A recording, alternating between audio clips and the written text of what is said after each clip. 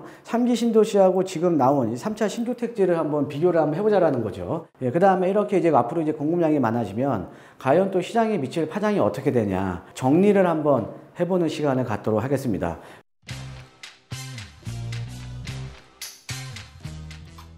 예, 안녕하세요. 반갑습니다. 예, 드림부동산투자연구소 대표 정창래입니다. 자, 이번 시간에는요, 여러분 이제 최근에 지금 이제 3차 이제 신규택지 발표가 됐죠. 예, 우리 이제 보시면 이제 그 3080, 3080의 이제 후속 대책으로 이제 해서 지금 최근에 이제 3차 이제 수도권 지역하고 이제 대전이나 이제 세종 쪽 이런 지방권에 한 2만 호 정도, 그래서 약간 14만 가구의 이 3080 후속 대책이 이제 발표가 됐습니다. 그래서 여러분들 최근에 이제 워낙 집값이 많이 오르다 보니까 이렇게 뭐 택지라던가 이제 신도시에 대한 청약을 기다리시는 분들 상당히 많이 있고요.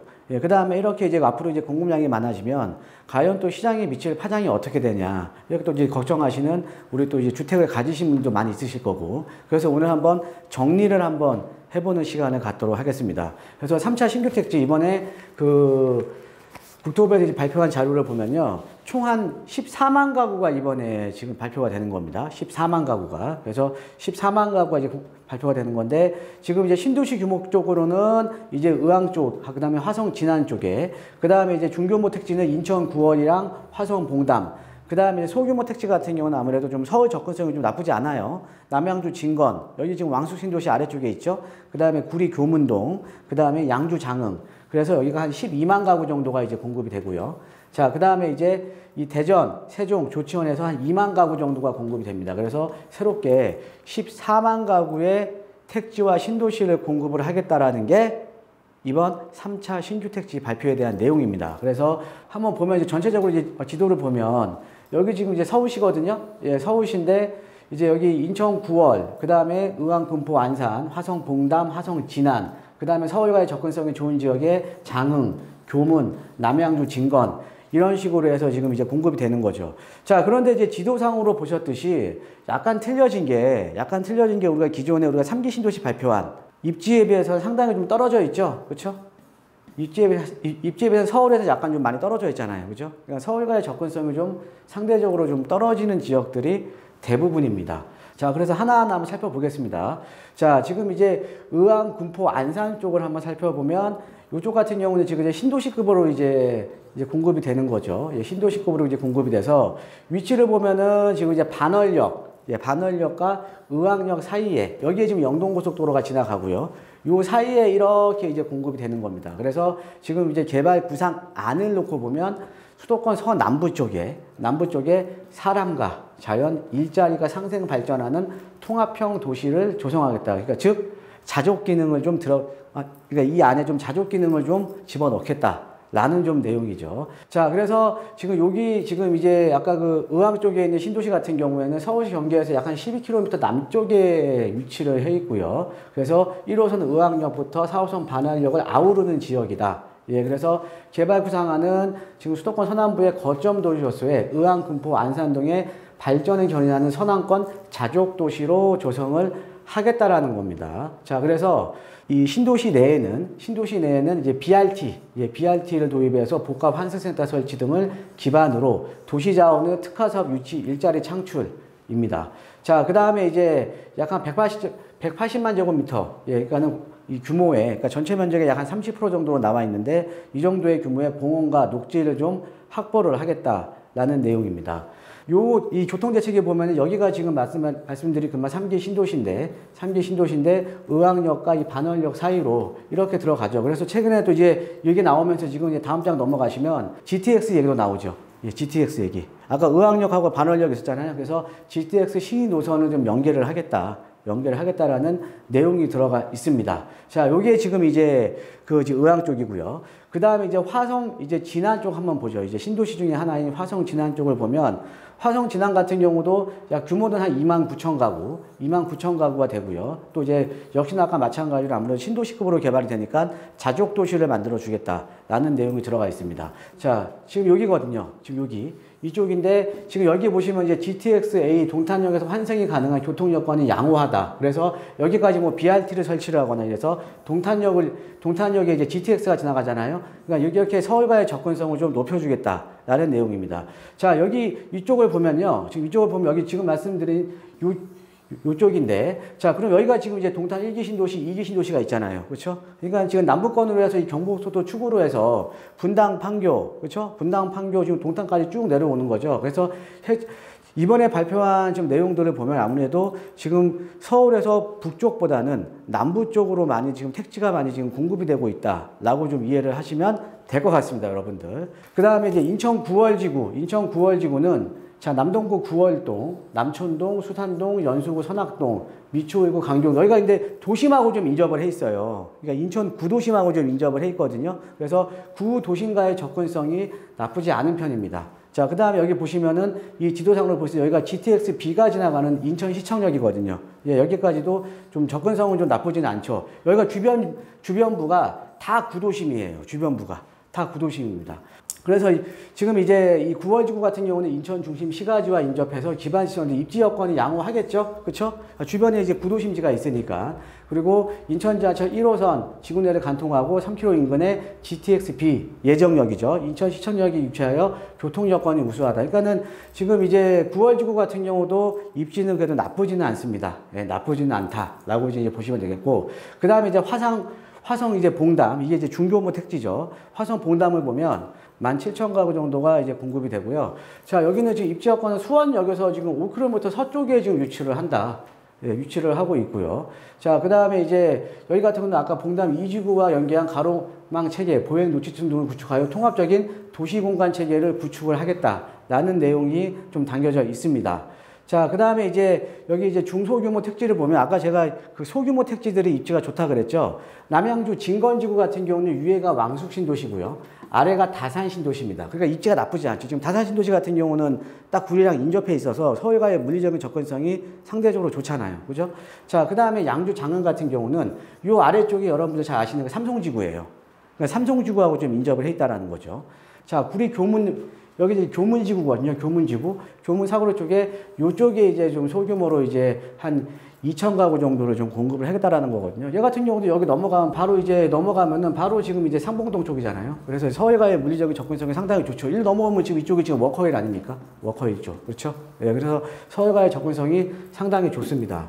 자, 그래서 일단 여기까지 한번 제가 이제 서울의 수도권 지역의 좀 택지들만 좀 간단하게 살펴보고요. 제가 좀 준비한 자료를 한번 볼게요.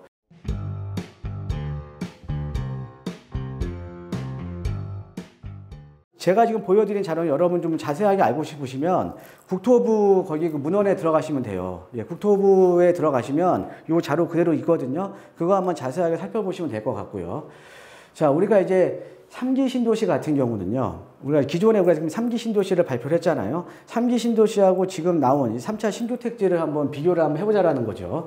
자, 우리가 이 3기 신도시는요. 요 3기 신도시는 자, 우리가 기존에 했던 1기 신도시 같은 경우는 서울과 좀 인접을 해 있죠. 일산, 중동, 평촌, 삼본, 분당. 서울과의 물리적인 접근성이 좋아요. 물리적인 접근성이 좋고요. 물리적인 접근성은 좋은데 우리가 1기 신도시를 조성할 당시에 같은 경우에는 자족 기능에 대한 것들이 강화될 이유가 없었습니다. 예, 그때는 무조건 이제 어떻게 보면 서울의 모든 일자리가 모여있기 때문에 그때는 주택 용지가 급하게 필요한 거지. 이 일자리라던가 이런 것들이 분산시키는 정책이 아니었거든요. 무조건 집중이었거든요. 그래서 지금 1기 신도시 같은 경우는 자족 기능에 대한 여부보다는 무조건 서울과의 접근성이 좋은 거였습니다. 그래서 1기 신도시는 서울과의 물리적인 접근성이 상당히 좋고요. 자, 그런데 우리가 이제 2기 신도시 같은 경우는 1기 신도시에 비해서 어때요? 좀 서울과의 접근성이 떨어지죠. 우리가 파주라던가 양주라던가 이런데 검단이라던가 서울과 좀 멀잖아요. 그죠? 1기 신도시보다. 그죠? 자, 그런데 이때부터는 이제 뭐냐면 국토 균형 발전이라는 명목 하에 우리가 이제 도시계획이라든가 이제 국토계획 같은 경우에는 항상 그 시대의 시대상을 반영을 하는 거거든요. 예, 그러니까 이제 그 당시부터 이제 국토 균형 발전의 명목 하에 자족 기능이 들어가기 시작하죠. 2기 신도시 같은 경우는. 자, 그래서 1기 신도시와 2기 신도시의 가장 큰 어떻게 보면 장단점은 2기 신도시는 약간 멀지만 자족 기능이 좋은 거고 1기 신도시는 서울과 가깝지만 자족 기능이 약간 약한 거고. 자, 그래서 우리가 1, 2기 신도시 중에 서울과 가장 가깝고 그 다음에 자족 기능이 상당히 좋은 데가 어디예요? 판교입니다. 그러니까 판교가 제일 비싼 거죠. 그죠? 자, 그런데 우리가 3기 신도시 뭐 왕숙지구라던가 지금 이제 뭐 교산지구라던가 이런 데들 어때요? 서울과의 접근성이 좋죠. 자, 거기다가 자족 기능이 또 갖춰져 있죠. 거기다가 또 이제 교통망까지 미리 하겠다라고 하죠. 이거는 뭐 이제 두고 봐야 될 일이지만. 그죠? 그러니까 뭐냐면 이 3기, 기존에 나왔던 3기 신도시는요, 1기 신도시와 2기 신도시의 장점만 모아놓은 거예요. 상당히 그래서 제가 여러분들 말씀 들었을 때 정말로 좀 내 집 마련하기 어려우시는 분들, 청약가점이 되시는 분들은 제가 3기 신도시 쪽으로 제가 가시라고 말씀을 드렸던 거거든요. 자, 그런데 이 3기 신도시하고 이번에 나온 3차 신주택지를 비교를 해보면, 자, 기존 3기 신도시는 아까 말씀드렸듯이 1기 신도시와 2기 신도시의 장점만 모아놓은 겁니다. 근데 3차 신주택지는 대부분의 지역들이 지금 소규모 택지 빼고는 대부분의 지역들이 서울과의 물리적인 접근성이 너무 떨어져요. 이게 단점입니다. 서울과의 물리적인 접근성이 상대적으로 아주 떨어진다라는 거죠. 자, 거기에다가, 자, 지금 이제 공급은 대체 언제 할 거냐. 지금 이제 국토부 자료에 보면 2026년도부터 뭐 공급을 해주겠다라고 하는데요. 그럼 지금 5년 남았거든요. 과연 5년 안에 공급이 되냐 이거죠. 5년 안에. 자, 우리가 기존에 있던 2기 신도시를 한번 볼게요. 2기 신도시를 보면, 자, 지금 양주, 회천, 여기 같은 경우는 지금 지구 지정이 2006년도에 됐는데요. 지금 첫 입주가 2022년 12월 달 아직 입주 안 했어요. 자, 그 다음에 고덕 국제신도시 있죠. 평택에 이제 고덕 국제신도시라고 있습니다. 예. 자, 그런데 2006년도에 역시나 같이 지구 지정을 해줬는데 첫 입주가 13년이 지난 시점에 지금 한 거죠. 얘네 지금 거의 지금 15년 이상이 걸린 거고요. 그 다음에 파주 운정 3지구 같은 2007년도에 6월 달에 이제 지구 지정을 해줬는데 첫 입주가 2020년 8월 달이니까 13년 걸린 거죠. 여기도 인천 검단지구도 14년 걸렸고요. 그죠? 어때요? 어마어마한 시간이 많이 걸렸죠. 그러니까 과연 정부에서 발표한 내용대로 2026년도부터 주택 공급이 될 수 있을 거냐 이거죠. 자, 이렇게 시간이 많이 걸리는 이유는 우리가 일반적으로 신도시를 조성을 하게 되면 일단 보상해야 될 거 아닙니까? 땅 보상해야 될 거 아니에요? 그러니까 보상 절차, 그 다음에 광역교통이라든가 인프라 같은 이런 것들을 체계적으로 계획을 세우는데 시간이 어마어마하게 걸립니다. 시간이 어마어마하게. 자, 그런데 지금 보상 같은 경우에도 최근에 공시가격 많이 올라갔잖아요. 그러면은 토지주 입장에서 더 많이 받아야 될 거 아닙니까? 그죠? 자, 그러니까 이게 협의가 쉽지가 않다라는 거죠. 협의가 쉽지가 않다라는 거죠. 그러니까 지금 뭐 아까 이 국토부 자료를 보면 2026년도부터 아파트 공급을 하겠다라고 하는데 사실은 제가 볼 때는 현실적으로 불가능합니다. 현실적으로. 이게 빨리 할 수가 없는 거죠. 빨리 할 수가. 예. 지금 기존에 발표한 3기 신도시도 지금 보상이 안 끝났는데요. 아직도 멀었는데요. 그죠? 예. 그러니까 중요한 건 공급이에요. 자, 우리가 지금 최근에 주택시장을 살펴보면 주택에 대한 공급이 충분치 않기 때문에 시장 참여자들이 어떻게 보면은 지금 불안감을 느끼고 있는 거 아닙니까? 자, 그러면은 우리가 공급이 빨리 된다라는 어떻게 보면 심리적인 안정감을 시장에 줘야 되는데 이 공급 자체가 기존에 봤던 2기 신도시를 보면 공급 자체가 상당히 늦었다라는 거죠. 그죠? 그러니까 이게 언제 될지 모르는데 과연 시장에 심리적인 안정을 줄 수가 있냐. 자, 그래서 그런 것도 여러분 한번 생각을 해보셔야 될 것 같고요. 자, 그래서 총평으로 해보면 기존 3기 신도시에 비해서 접근성은 상당히 떨어집니다. 대부분의 택지들이. 예, 신도시도 마찬가지고요. 과연 공급은 언제 되냐 이거죠. 과연 발표한 대로 될 수 있을까? 그죠? 지금 정부에서 어차피 다 공급 안 되는 거잖아요. 다 공급이 안 되는 거잖아요. 그러니까 다음 정부로 미루는 거죠. 그렇죠? 과연 이게 차질 없이 진행될 수 있을까? 그게 가장 중요한 거라는 거죠. 자, 그리고 그나마 입지는 소규모 택지지만 교문지구, 진건지구 등이 나쁘지 않습니다. 입지는. 왜? 서울과의 물리적인 접근성이 괜찮잖아요. 아까 보셨듯이. 예, 그래서 여러분들 오늘 제가 이제 3차 신주택지 이게 지금 발표가 된 이후에 지금 뭐 시장에 미칠 파장이라던가 이런 것들을 많이 걱정하실 텐데 제가 볼 때는 이거 공급되는 거 쉽지 않아요. 않으니까는 뭐 시장에 미칠 영향은 그렇게 크지 않을 것 같습니다. 예, 시장에 미칠 영향은 그렇게 크지 않을 것 같고요. 자, 일단은 또 우리 무주택자분들 같은 경우에는 또 주택 사기가 많이 어려워졌잖아요. 지금 대출도 잠기고 대출도 많이 안 나오고 또 좋은 입지는 9억 넘어가니까 아예 대출 안 나오고요. 그렇죠? 이분들 같은 경우는 아까 말씀드렸듯이 지금 이번에 나온 3차 신주택지보다는 3기 신도시 쪽으로 3기 신도시 쪽으로 좀 관심을 많이 가지셔야 될 것 같습니다. 예, 그래서 오늘 제가 이제 준비해 드린 내용은 다 이제 말씀드렸고요. 자, 여러분들 이제 부동산 고민 상담, 고민 있으시면요. 항상 이제 주저하지 마시고 저희와 함께 하십시오. 예, 저희가 이제 대면 상담 해드리고 있으니까 고민 있으신 분들은 저희 이제 그 상담 전화로 전화 주시면 되고요. 자, 그 다음에 저희 홍보 하나 하겠습니다. 홍보.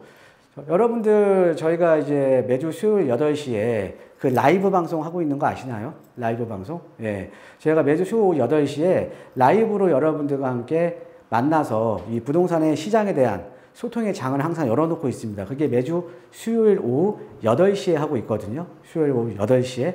예, 그래서 저희가 수요일 오후 8시에 여러분들이 이렇게 참여하시면 여러분들이 뭐 이렇게 댓글로 참여하셔도 되고요. 그 다음에 이제 실시간으로 저희가 전화 통해서 또 상담도 해드리고 있으니까 여러분들 그 알림 설정 해주시면 저희가 방송이 시작되면 바로 알림이 나갑니다. 그러니까 그거 보고 바로 들어오셔서 저희 그 참여를 하시면 되거든요. 그러니까 여러분들 매주 수요일 오후 8시, 예, 제가 하는 부동산 라이브, 예, 그거 잊지 마시고요. 예, 거기에도 좀 관심을 많이 좀 가져주시면, 예, 감사하겠습니다.